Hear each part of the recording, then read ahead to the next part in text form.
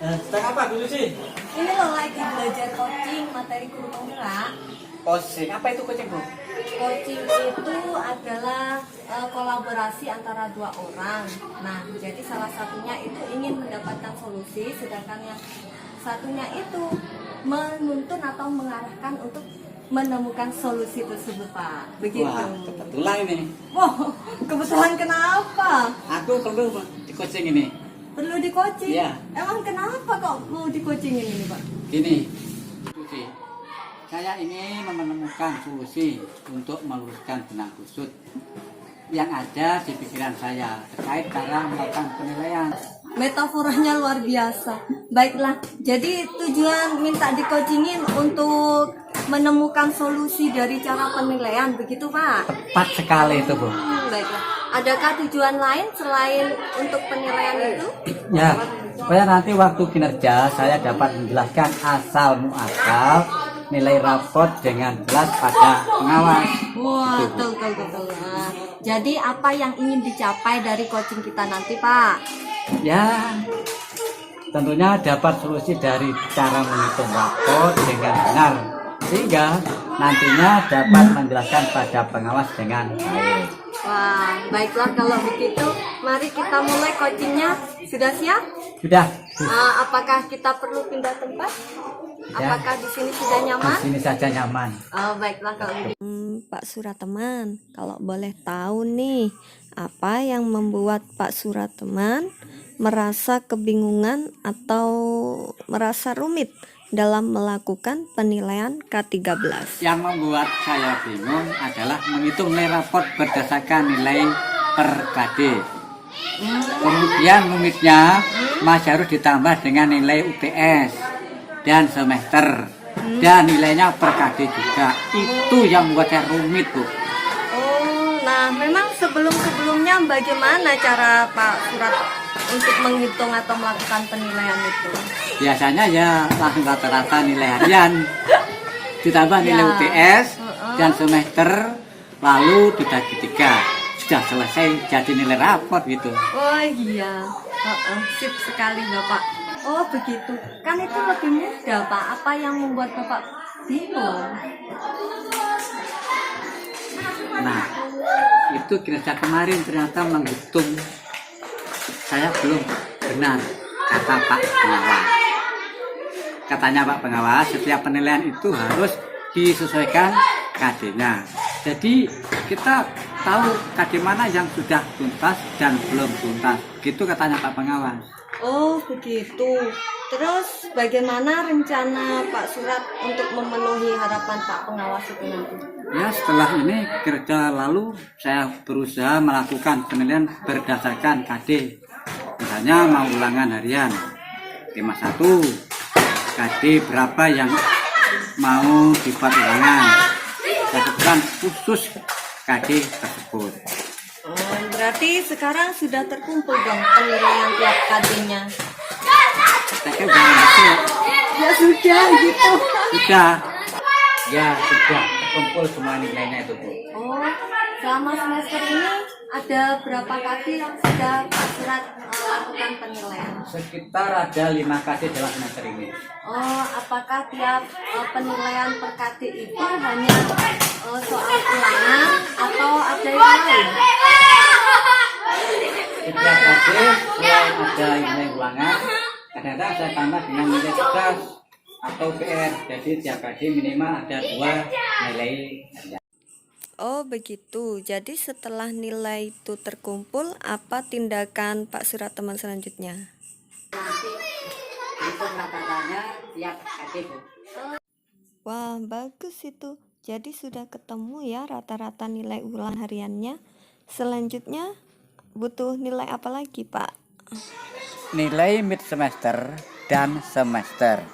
Untuk soal mid semester ini siapa yang membuat soal? Untuk semester tahun ini karena ini masa pandemi, jadi soalnya dibuat sendiri oleh masing-masing sekolah. Oh begitu, berarti Pak Surat tahu ya untuk membuat soalnya ini per KD atau per tema Pak?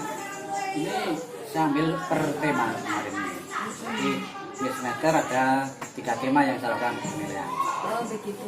Untuk penilaian per temanya itu bagaimana Pak? Apakah langsung atau per KD dari satu tema itu? Jadi tiap-tiap tema itu kan KD-nya beda-beda. Ya. Jadi tema 1 berarti ya KD-nya di tema 1 itu yang saya adakan penilaian. Besok kan soalnya kan beda-beda. Ya. Sekarang tema 1, besok tema 2, dan Ya. besok tema 3. Gitu. Oh baiklah kalau begitu. Nah selanjutnya kalau sudah terkumpul nilainya Pak, terus nilai MIP-nya itu sudah kan dari tema itu ya ada pecahan KD itu. Ya. Nah itu sudah dinilai per KD dari satu tema itu tadi. Nah, sudah karena masing-masing tema itu kan KD-nya sendiri-sendiri. Tema 1 KD-nya 31, Ya. KD 2, 32 dan seterusnya. Gitu. Jadi nanti setelah selesai baru digabungkan. Gitu. Oh begitu. Berarti sekarang nilai per temanya per KD-nya sudah lengkap ya Pak ya? Sudah.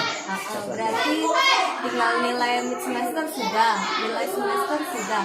Terus apa yang membuat rumit lagi Pak? Nah, lebihnya ini ke rapot Bu ya. Kenapa dulu? Ya, karena itu kebutuhan nilai harian. Iya. Ya, harian, terus nilai per tema, kemudian temanya kan ada 5. Ya. Jadi nilai harian dijadikan nilai tema tambah KD per tema ditambah dibagi 5. Oh, Terus tambah nilai semester, tambah nilai raport. begitu. Itu berarti udah selesai ya Pak, clear ya. Berarti bisa ulangi lagi rencana Bapak untuk melakukan penilaian tadi Nah, dari ini awal. rencana saya ini ya untuk ke depan biar lebih bagus. Saya buat buku harian, buku penilaian. Jadi buku penilaian saya buat ini bahasa dan seperti mapel ya. Oh begitu. Jadi biar sudah KD-nya ini lebih jelas perkadenya itu. Oh, itu lebih baik gitu Pak. Ide yang bagus ini. Kapan akan Bapak laksanakan ide yang cemerlang ini? Ini akan saya lakukan ini habis semesteran ini. Kan ini mau melangkah ke semester genap ini Bu. Ya, oh begitu. Sip, bagus sekali Bapak. Adakah Bapak mau melakukan rencana ini sendiri atau dengan bantuan orang lain Bapak? Ya tentunya nanti kalau ada kesulitan saya minta pertolongan dari ya jenengan yang lebih memahami tentang hal ini Bu. Oh, baiklah Pak, saya siap. Nah, kira-kira rencananya ini mau dilakukan mulai kapan Bapak? Ya bulan ini Bu saya Bulan lakukan ini. ini ya. Jangan lupa Bu siap-siap membantu saya. Siap-siap bantu apa ini Ya, Pak? kalau ada kesulitan. Ya. Oke, siap baiklah Pak. Jadi bagaimana tentang coaching hari ini Pak? Apakah ada manfaatnya? Banyak sekali Bu. Alhamdulillah coaching hari ini sangat membantu sekali pada saya ini. Terutama dalam hal penilaian. Sudah lebih jelas bagaimana cara menilai dari awal sampai menjadi rapor. Terima kasih Bu ya. Alhamdulillah. Terus untuk pengawas gimana itu nanti Pak? Nanti sama pengawas yang suka dilihat pengawas Bu ya. Kalau ada pertanyaan mudah-mudahan saja saya bisa menjawab. Amin. Tentunya jawabannya sesuai alur tadi ya Pak ya. Ya mudah-mudahan bisa begitu Bu. Ya. Iya iya. Baiklah Pak. Karena ini sudah selesai, apakah masalahnya sudah ketemu sekarang solusinya? Alhamdulillah setelah memberi arahan setelah mengcoaching saya, saya sekarang sudah jelas bagaimana memberi penilaian pada. Alhamdulillah. Terima kasih. Sama-sama Pak. Assalamualaikum. Waalaikumsalam. Mau kemana Pak? Ini masih ada kekuat lagi ini. Oh iya wes. Terima kasih ya Pak Ya. ya. Assalamualaikum warahmatullahi wabarakatuh. Selamat bahagia untuk seluruh guru di Indonesia. Bapak Ibu, ketika Bapak Ibu sudah sampai pada tayangan ini, maka Bapak Ibu telah menyaksikan aksi nyata praktek coaching model Tirta. Dalam coaching terdapat dua istilah, yaitu coach dan kuci. Coach merupakan seseorang yang dapat mengarahkan kuci menemukan solusi dari masalah yang dimilikinya. Sedangkan kuci merupakan orang yang meminta bantuan untuk mendapatkan arahan dalam menemukan solusi yang dihadapi.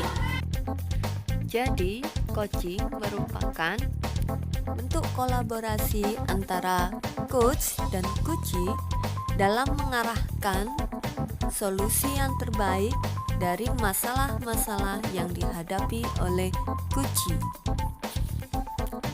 Dalam coaching, tidak harus memiliki keahlian tertentu, tapi bagaimana kita mengalir dari masalah yang disampaikan oleh coaching.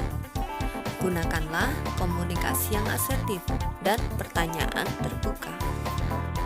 Komunikasi yang asertif merupakan komunikasi yang memahami gaya komunikasi manusia, komunikasi yang mampu membangun relasi, memberikan kenyamanan, dan menyamakan posisi diri dengan lawan bicara, serta dapat membangun respek. Sikap mampu berkomunikasi dengan jujur dan tegas, namun tetap menghargai dan menjaga perasaan orang lain. Sebagai seorang guru, kita selalu menghadapi murid setiap hari dengan berbagai permasalahan yang dimilikinya, dengan berbagai karakter dan sikap perilakunya. Selain itu, kita juga mempunyai rekan sejawat, dan terkadang mereka juga ingin curhat kepada kita. Disinilah coaching sangat dibutuhkan dan sangat penting dalam menemukan solusi-solusi yang terbaik sebagai bentuk perhatian kita pada murid dan rekan sejawat kita. Dalam proses coaching, tempatkanlah coachee sebagai mitra dan membangun hubungan emansipatif dengan coachee. Seberapa pentingkah coaching bagi murid kita?